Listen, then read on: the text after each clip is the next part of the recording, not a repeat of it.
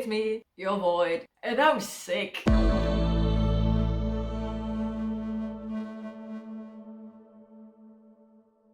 I caught myself a case of the sniffles. It's not the Rona, it's literally just me having the sniffles because I had the audacity of attending a restaurant with people in it. So here we are. You might be able to tell that my nose is stuffy as fuck. She's also running away at the same time because she can't make up her mind. And my voice is a bit questionable in its quality. My throat hurts. And on top of all of that, we are in the living room with great acoustics and background noise of a main street because I have to film this in the morning and the lighting in my bedroom in front of my bookshelves is shitty. So here we are, a chain of very unfortunate events. We have to live with it, right? That being said, it's September. So we are doing all of the big readathons this year. First and foremost, there is Orilium, which was pushed into September, which is a really not so great thing for Kirsty, Wren, and me, because we also have the Adventurerathon in September. Luckily, I was able to compound and perfectly fuse these two readathons together, so I do not have to extend beyond the 14 books that I knew would happen to me this month. So for those of you who don't know, the Adventurerathon is a sort of choose your own adventure readathon where you have different path options that usually inform your first and or last reading prompt. This time around it's the first reading prompt that determines where you start. It is dependent on your answers from last round. There is a whole explanation of how things work on Kirsty's side of the internet. So if you have any questions, go there or join our Discord server where we are usually answering all of the questions within 24 to 48 hours because we are all chronically online in this life, right? And when it comes to Orilium, I again hate past me who decided it would be a great idea to do two callings at the same time, which are the Feywild Cartographer and the Demonologist, which brings me up to 14 required reads to pass both of these subjects. Usually Orilium really hates me when it comes to certain prompts, looking at you, Demonology, but G rearranged how the guild points work, and we can now buy shit that allows us to double up prompts and most importantly switch prompts up, because there were a couple of prompts this year that I literally could not fulfill. So I switched a couple of prompts around. I will explain what prompt is changed to what. This is going to be science, okay? This is going to be science. It took me forever to figure this shit out. But yeah, my TBR is 14 books long, and all of these books have been planned very meticulously for the slots they are fulfilling. Interestingly enough, I have more wiggle room than I had in April, because some of these prompts actually have multiple book options for me. So that's nice. But yes, enough yapping, let's go into the books that I'm going to be reading in September. Grabbing my handy dandy cheat sheet with the Pinboard of Doom. Science. This is just one of 5 pages that it took me to figure this shit out. This is just to make it look pretty and cohesive for my brain. So, our first prompt for the Adventurerathon is dependent on what you chose during the last round for various reasons. Meaning I have to fulfill the prompt for Path 2, which is the only prompt you are allowed to double up. And this prompt is the only one I did double up. Because oh my god, the book I'm going to read should be counting for 2. So I need a book that has a map in it. That's easy as a fantasy reader. And then I need a book that has the weapon my character uses on the cover. That one was a bit harder, but I'm going to read Wrath of Empire by my love, McClellan. This book is not only almost 800 pages long, but it also has a map. It has a second map. And it has weapons on the cover. Namely this guy, who has a rifle in hand. So that's nice for my character that I never really thought about. They are a seer and pirate, so they can look into the future and see which ships they should attack, I guess. And they have a rifle because it's easier to do long range stuff, I guess. I guess they live in the crow's nest. I don't care. I don't know. I'm really bad at this. Actually, I'm not. I'm just more focused on the reading than the character building. I should build this character at one point. But yeah, Wrath of Vampire by Brian McClellan is the second book in the second trilogy of the Powder Mage universe, and we follow a bunch of characters who just discovered a very powerful artifact and are now trying to protect this powerful artifact from an enemy that has hidden themselves for generations at this point. They just randomly showed up and they are stronger than everyone thought they would be.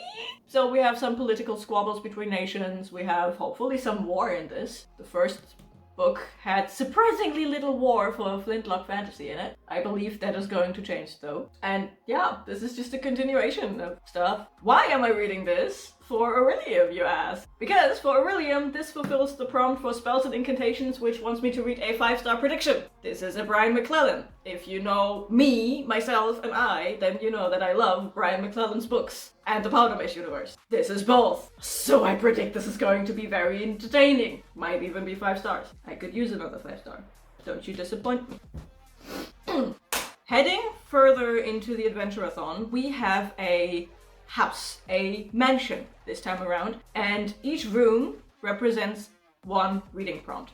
We have to go through these rooms, read these books, to find certain keys and or items that eventually will unlock the final boss room. We don't know what is in what room, and we only know we need these keys. So naturally I picked up a book for every single room prompt. I mean, I have to read 14 books anyways for Orilium, so why not? The first room we hit is the parlor thing, the entry hall, and the prompt for that is to read something with either a haunted / sentient house in it or with gothic vibes. So I picked up Something is Killing the Children by James Tynion IV and 2 other people. This is a bit of a stretch because I don't know if I would count this as gothic necessarily. It doesn't have haunted or sentient houses in it, I know that much. But it's a very creepy story because in this one we follow Erica Slaughter, and she works for an organization that is killing monsters. These monsters can only be seen by children, and a lot of people die to these monsters. So we have these monster hunters who hunt them down, and they use their own little childhood monsters and stuff. It's very brutal. They also kill witnesses, as far as I'm aware. And again, I don't know if it counts as gothic, but if you have panels like this, it's definitely a horror comic. So I just went ahead and counted this one for the gothic and haunted vibes, because it also says that this is a haunting series about staring into the abyss and what happens when the abyss stares back. I count that as creepy enough, right? And for Orilium, this is our first shenanigans prompt, because technically I need animal studies, meaning I need to read something with a phoenix on the cover. I own exactly 1 book that has a phoenix on the cover. This book being Ruin and Rising. And if you have been around on my channel for a while, you will know that I just reread Ruin and Rising for the last round of Adventurerathon earlier this year. Excuse you? Ignore the apartment ghost. So I'm not too inclined to reread Ruin and Rising again. So I went to the Guild Emporium and picked up a nifty little scroll that lets me switch out this prompt about a phoenix on the cover for something that has a verb in the title. Now I don't know about you, but I think killing is a very strong verb. Prompt number 3 brings us to a ballroom situation in the Adventurerathon mansion. By the way, the name of the mansion is not Adventurerathon Mansion, it's the Ashwood Manor. But who am I to remember names, right? This prompt wants me to read something that has a social gathering place of any kind in it. And I had a book picked out for it, but that book didn't fit any of my Orilium prompts. So I did the clever thing and referred to Kirsty's recommendation video, where she, for this prompt, held up Legendborn by Tracy Deonn. I don't know what the social gathering place is, but given that we are going to a school, I believe, I don't know, I trust Kirsty with the social gathering place on this one. I don't know a lot about Legendborn, other than it is connected to the Arthurian legend, question mark? What does it say on the back?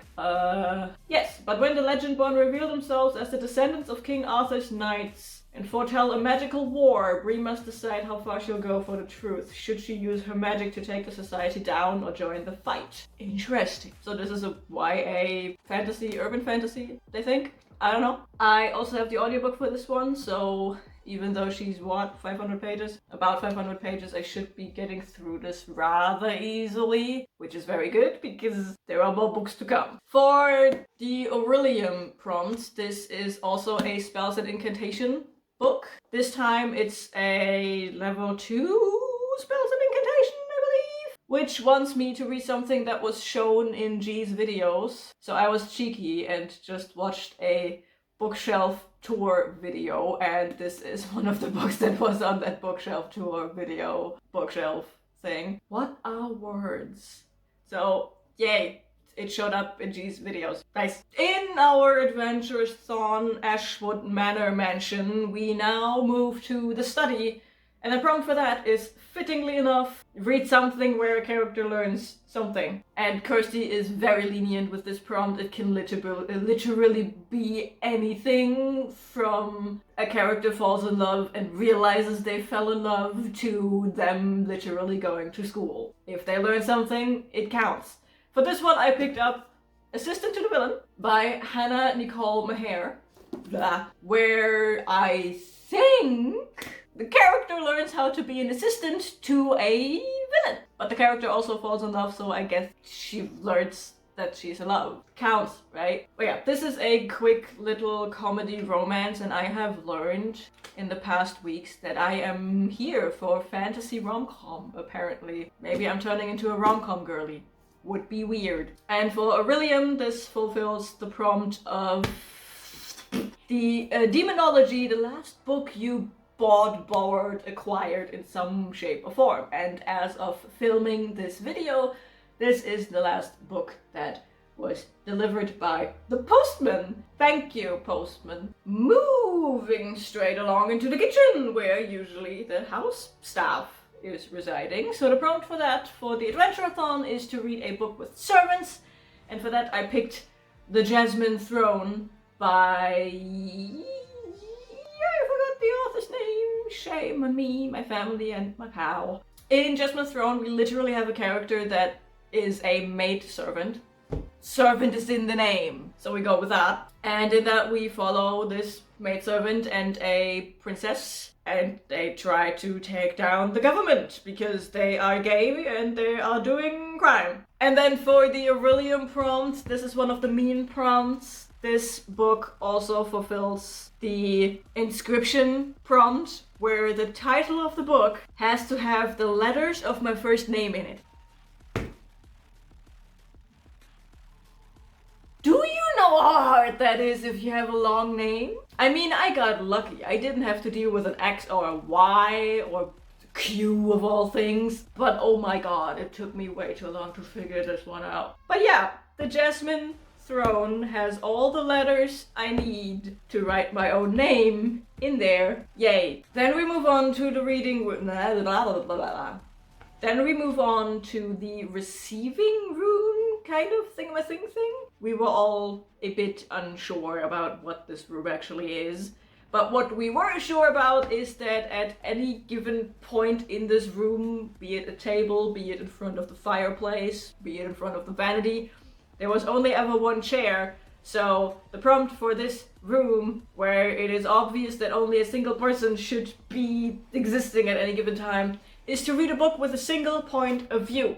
And for that one, I pick One Foot in the Fate by Luke Arnold, which is the third book in the Fetch Phillip series. This one is told only and exclusively from the perspective of Fetch Phillips. Probably because it's a first-person book. Yeah. In this one, we follow the titular guy, Fetch Phillips, who is a PI, but only for magical creatures. Problem being...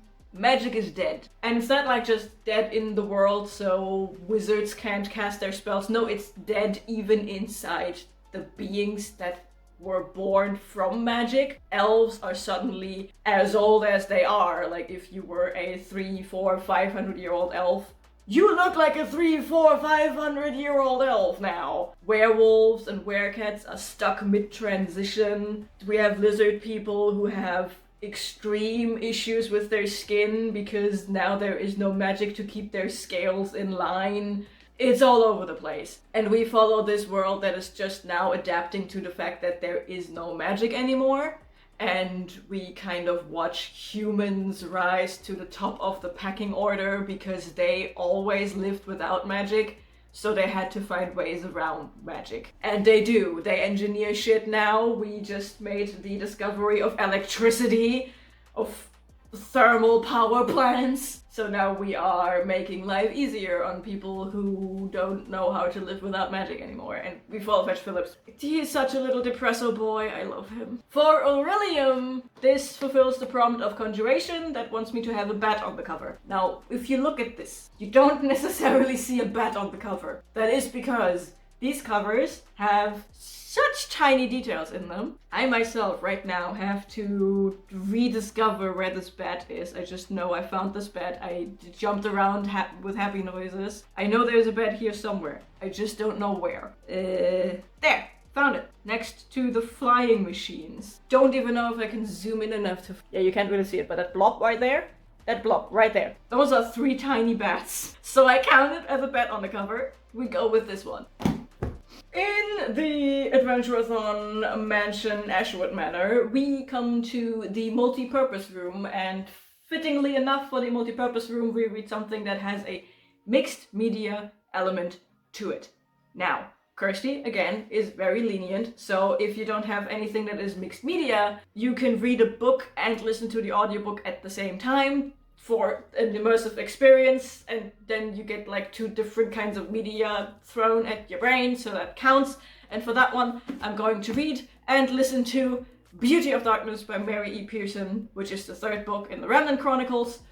In this, we follow a princess who doesn't want to princess anymore, and a prince who wants to find her because he was about to marry her and then she ran away, and now he wants to find out why she ran away, why she doesn't want a princess anymore, and why she doesn't want to marry him. You know, a guy she's never seen before. And there is also an assassin from another nation who was sent to kill the princess, but lo and behold, both the prince and the assassin fall in love with the princess. And then we have some non-consensual romantic kidnapping, because of course. Book 2 ended with somewhat of a cliffhanger, and we found out so many things about ourselves, about the world, about magic, so I expect a bombastic explosion of a finale for this one. She is thickums. I think she is 700 pages long. She is floppy as hell. Look at this, there is not a single bone in her body. I love it. And I have the audiobook for it. I read book 1 and book 2 this year, so this will complete a series in a single year for me. Yay me. And I'm actually interested in where this is going. This is a fantasy romance that hits a good mix between fantasy and romance. I'm very impressed by it. For Orilium, this is another one of the shifting prompts, because technically my elemental studies wanted me to read something that is inspired by my favorite smell. I am not good with smells. I guess I like sniffing an orange on occasion. But yeah, I bought another scroll and I shifted the favorite scent thing to a prompt from the Conjuration spell list, which is read a book with a map in it. There is a map in here. Yay.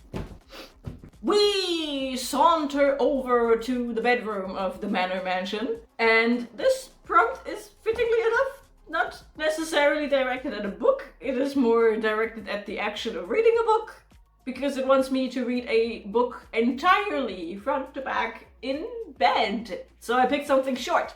I picked Vox Machina Origins Volume 3, which is the 3rd collection of comics of how Vox Machina came to where they were at the beginning of the stream eons ago. This one follows them through a Winter's Crest celebration where things go horribly, horribly wrong. And that's about all I know about this thing. And for Orilium, this prompt fulfills a demonology prompt where I went to a Non-reader. Do you know how rare it is to find someone who is not reading in the life of a reader? Oh my god. I went to my stepdad, who was incredibly confused about what I wanted from him. He does not know the concept of a readathon. He does not know the concept of a reading prompt. I literally just shoved 3 options into his face and said, choose one. He was so confused. But yeah, this non-reader picked Vox Machina Origins Volume 3 for me. Yay.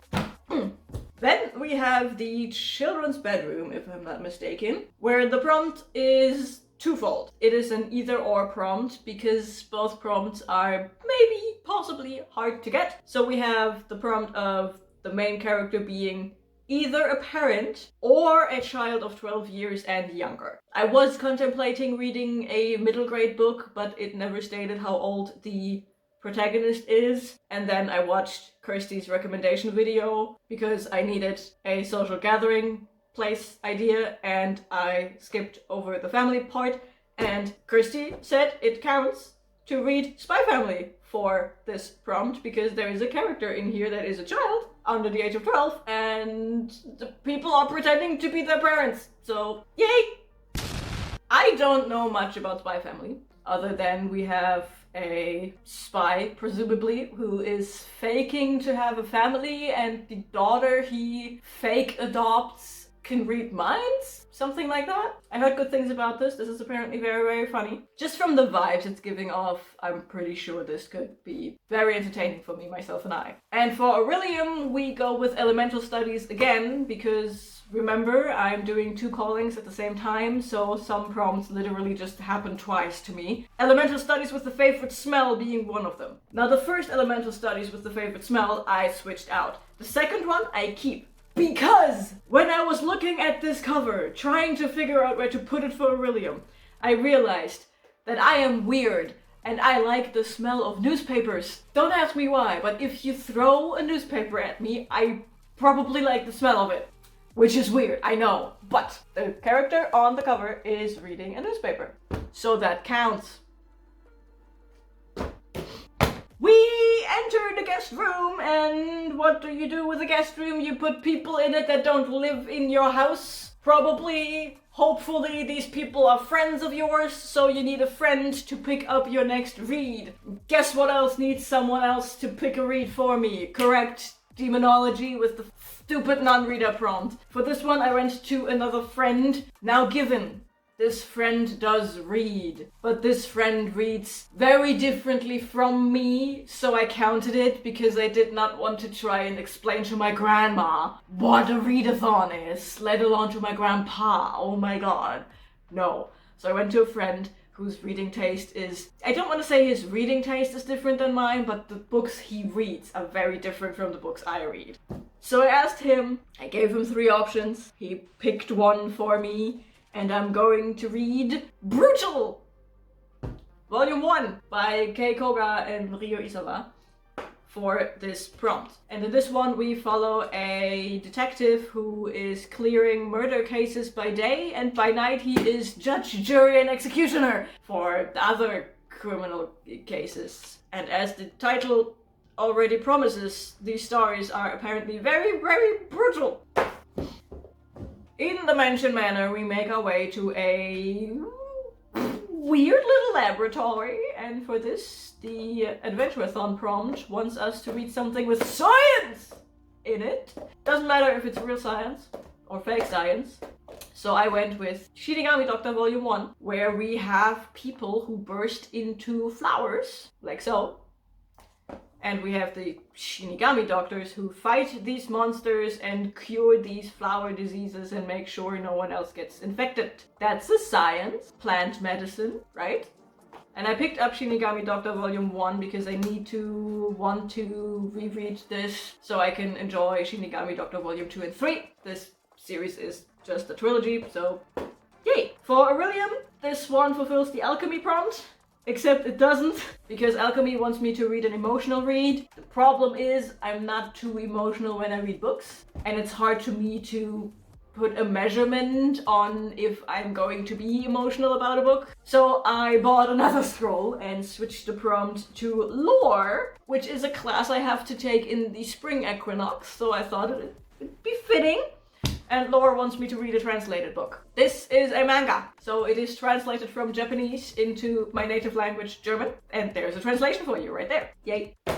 Now that's it for the prompts for the Adventurerathon, but, and it's a big but, these prompts only work for the first 3 weeks of this readathon, because in the last week, we hopefully unlock the boss room and we can read whatever the fuck we want because the prompts don't matter, the pages do. So in the last week you want to read as many pages as you can because every page is 1 point of damage to the big evil guy who's cursing the lands of this here place. So now I'm promptless for Adventurerathon, but I still have 3 prompts for Orilium to fill, meaning I have 3 reads that will happen in the last week. Specifically, so I can get these damage points out. Cool. First one being Inscription. Inscription wants me to read a book that was like, it has the color wheel title thingamathing thing going on, and I had to cheat a bit for that, but first and foremost, here's the color wheel.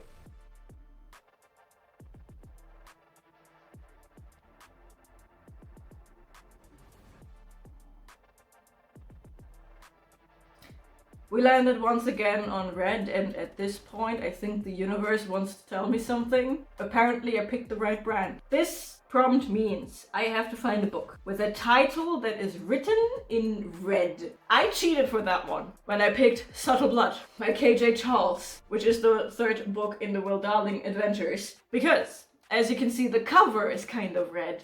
The title is not, but that's only because you see the front of the book. Now if you look at the spine, the title is clearly in red, so I count it. In this one we follow a man named Will Darling who has inherited a bookshop, and shenanigans, so he meets a guy named Kim Secretan, and shenanigans a bit more, and they are pulled into some weird spy, action, adventure, secret society stuff, and also into each other's orbit. And in book 3 we have a little shift of things happening, and in the end I hope they finally acknowledge that these two are indeed boyfriends. This one would also finish out the series for me, so yay me. Gonna read that in the last week of September, so it's not counting for the Final Book Support Group, which, by the way, a lot of these books technically count for the Final Book Support Group, but I'm not going to read them in the first week of September because, oh my god, I'm not insane. Or am I? This has a red title if you squint a little. And this one would be roughly 300 points of damage to the bad guy. Provided I don't add any bonuses I might fight along the way. Next up is Demonology, again, because apparently as a demonologist you have to study a lot of demonology. Who would have thunken? But yeah, the last prompt I need to fulfill for the demonology classes I have to take is to read an old book, and I specifically went to the Discord because I was like, old book? Does that mean the book has to be published eons ago, or is it more like a TBR veteran situation? And G kindly replied to me that it is more of a TBR veteran situation. So I'm not going to read a book that was published in 1995, sad, but instead I'm going to read The Dark One by Nikki and Crowe, which is the 2nd book in the Lost Boys series? Dark Lost Boys series? I'm not sure. This one is a TBR veteran in 3 different ways, actually. First and foremost, it has been on my TBR for forever. Second of all, it is one of the first ebooks I ever bought, so it's on my ebook TBR for like forever. And third of all, I read book 1 eons ago, so yeah. This is one of those dark and smutty Peter Pan retellings I have way too many of. I don't even really remember what it's about. I know this one is that every darling has the potential of having a memory ingrained into the subconscious of their brainsicles where Peter Pan's shadow might be. And we follow the first darling that is being kidnapped by him, who actually manages to remember.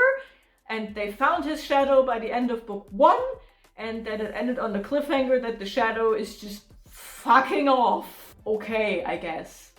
It is a reverse harem with Wendy having 4 boyfriends by the end of it, I think. The first one was kind of mid, but yeah.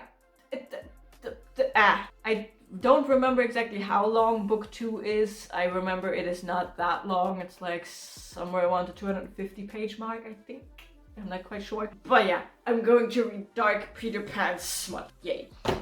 And the last prompt is astronomy. And astronomy wants me to read something that was published in the same month I was published, meaning my birth month, which is March. This is not necessarily a hard prompt to fulfill, but it is a very tedious prompt to figure out. So I went with the first option that came up. I found something that was published in my birth month and I did not go further, which is how I ended up with Midnight Jealousy Sex by Neneko and Narazaki, specifically the German version. Yeah, this is smut wrapped in some paper, and we follow 2 characters, both of which were at one point hosts in host club things, explicit host clubs, so they did do the dirty, but then they fell in love and they now have stopped being hosts. Yeah, one of them is now working corporate job and the other is a professor at a university, I think? I don't know. Doesn't matter, there's a third guy and he is apparently very jealous and we have to figure things out. This series is also heavily playing with the stigma that same-sex couples face in Japan. And it is very smutty. Yay me. This is going to be a quick read because it's a manga, but it's also giving me another 200 pages of damage. Yay! Should I somehow manage to get through this pile of books, I'm probably adding more damage by reading more mangas. That is specifically why I have Shinigami Doctor Volume 1 on this thing. This is 192 pages, and should I have some time left after reading all of this in a month, I'm going to add Shinigami Doctor Volume 2 and Shinigami Doctor Volume 3 on there, which are both the same length. So that's another, 400 points of damage. Again, I scienced the shit out of this TBR to make everything work. Okay? Help. So this is it. This is my Orilium TBR. It is half a workout just to keep her upright. According to my research, this amounts to 14 books with a total number of 4,728 pages. Oh boy. The total damage I'm probably going to deal to the big bad boss, provided I don't use any weird bonuses, would be 678 points of damage. Everyone else who's participating in the Adventurerathon, plan accordingly. Do not fall. With my 700 points of damage in mind. This is fucking heavy. I hate this. I love this. I am actually, for once, excited to read for Orilium because not all of the prompts are horrible and I do have wriggle room in here. Why do I think this is possible for me to do when I usually struggle to get to 3,000 pages? Well, because I have the audiobook for Legendborn. I have the audiobook for Beauty of Darkness, which is 2 of the biggest books I have on here. I have a bunch of mangas and comics, like half of this is just comics and mangas, which are quick reads. I also have the audiobook for Jasmine's Throne, which is the second thickest book on here. And the thickest book on here is in my native language, and I know I can blast through Brian McClellan's because they're just filled with action. So I do think this is very doable. Future me with a wrap-up, hopefully, will inform you of how I fared reading all of this. And I'm going to end this video here because my throat hurts and this stack is fucking heavy. So yeah, I will see you in the next video. Bye!